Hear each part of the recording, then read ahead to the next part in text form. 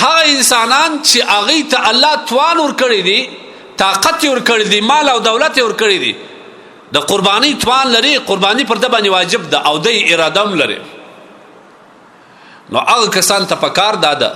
چې د دې میاشتې د شروع کېدو در مخه خپل دکان پرې کړي، بریتونه کوچني کړي، د بدن زائد وریښتان لرې کړي. حدیث کې هم دا دی، نبی علیه الصلوة والسلام فرمایي په تاسو کې کم کس د قرباني اراده لري او الله دته توان او طاقت د قرباني ورکړی دی، نو هغه کس چې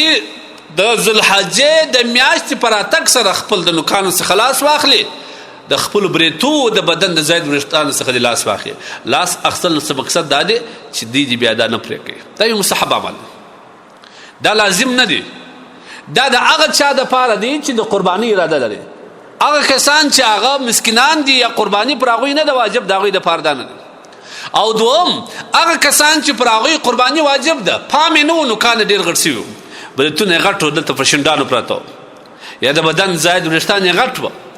نو دا یو مستحب عمل دی. دا نوکان چې غټ وي او د خیرو ډک وي او بیا ته خوراک و څښاک سره کوي، یا بریتونه چې کوم دي چې اصل سنت طریقه دا ده د الله رسول وایي تاسو بریتونه کوچني کوئ، هغه دلته په شونډو پراته تر دې مستحب عمل دا ښه دی چې دا خپل انسان شکل او صورت ثبت کړي، بیا پروا نه لري، سړي پام نه یا په سفر باندې یا بالکل چا ورته پام کړی نه چې وګوري د ذوالحجې میاشت پر ده باندې رانوې سوه، خو د بریتونه نه دي کوچني کړي، بریتونه یې غټ دي، دلته پراته دي، نوکان یې غټ غټ دي، نو د هغه دپاره دا مستحب عمل پرېښول ښه دي تر دې چې دغه بریتونه دی بد شکله معلوم سي